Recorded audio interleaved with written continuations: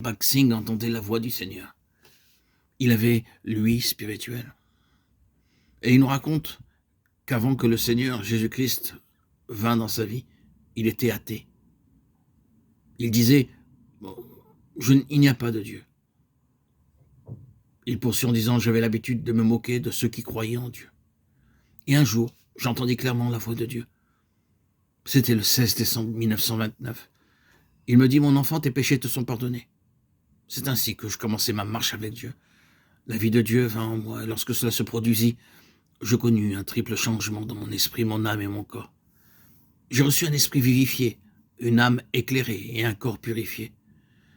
Peu après, au courant du mois de janvier 1930, je me mis à lire le livre de la Genèse. Dans un seul chapitre, je trouvais toujours à nouveau les mots suivants. Dieu dit. Dieu dit. Rien que dans ce livre, je trouvais 500 fois ces mots et cette petite phrase « Dieu parle ». Dieu parle fut pour moi une bénédiction. Alors je m'écriai « Oh Dieu, parle-moi, je veux entendre ta voix. Je n'ai d'ambition pour aucune autre expérience.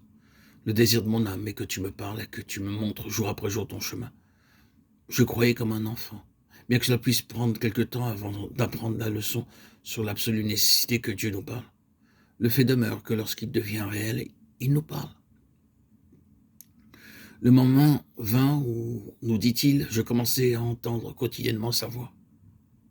C'est la raison pour laquelle je voudrais que vous entendiez également sa voix et que vous appreniez les leçons qu'il veut vous enseigner.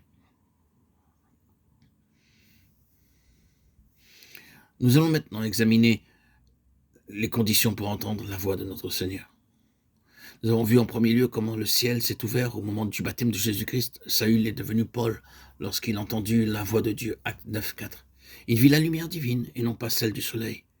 Il eut soudainement autour de lui une lumière très éclatante. Lorsqu'il vit la lumière, il tomba par terre.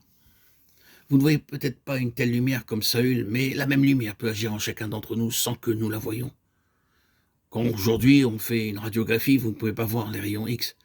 Pour les photographies ordinaires, il faut employer la lumière solaire ou quelque autre lumière.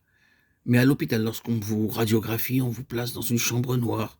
Vous pensez que la lumière va paraître, mais vous n'entendez qu'un déclic. Vous rentrez chez vous et le jour suivant, on vous montre la radio. Qu'est-il donc arrivé ? Le lendemain, lorsque le médecin dit « Monsieur, voyez vos poumons sur cette radio, vous vous étonnez de ce que l'on ait pu voir à l'intérieur de votre corps dans l'obscurité, car on ne peut pas voir cela de l'extérieur. » C'est ainsi que la lumière divine vient en nous. De la même façon, de nombreux noms sont donnés au Seigneur Jésus-Christ en Jean 8:12. Il est la lumière du monde et il est la lumière divine pour nous montrer notre condition intérieure. Ce que l'on ne peut pas voir extérieurement peut être vu à la lumière divine. Les médecins les plus expérimentés ne peuvent pas voir votre condition intérieure en vous regardant tout simplement. Ils ne peuvent la constater qu'en faisant une radiographie. De la même façon, la lumière divine pénètre en nous et les péchés cachés pendant tant d'années apparaissent maintenant à la lumière. Cela m'est arrivé, nous dit frère Baxing, bien que je ne vise pas la lumière avec mes yeux naturels. C'est en lisant ce tout petit fragment de Jean 3:3, en vérité, je te le dis, que mes yeux s'ouvrirent. Je disais de la Bible, ce livre ne m'est pas destiné, mais il est pour les Européens, les Américains. Cependant, ces mots continuaient à résonner dans mes oreilles. Je te le dis, je te le dis. Je répondis, Seigneur, dans ce cas, je suis un pécheur. J'ai prononcé des paroles blasphématoires contre toi.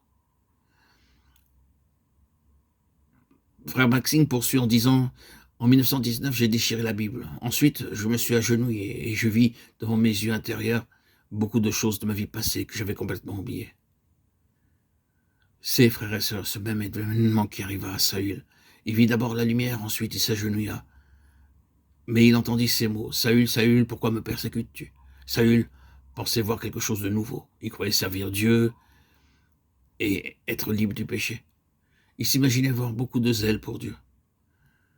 Mais il découvrait maintenant qu'il était l'ennemi de Dieu.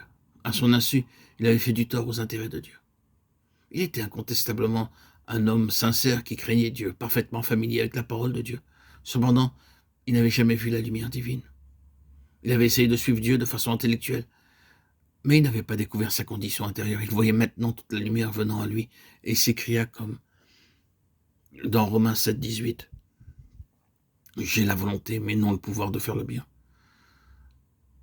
En quelques mots, le Seigneur Jésus-Christ lui dit en fait qu'à son insu, il avait causé beaucoup de dommages à l'œuvre de Dieu. Seule la lumière pénétrant en nous peut nous montrer combien nous causons du tort à l'œuvre de Dieu et à nous-mêmes.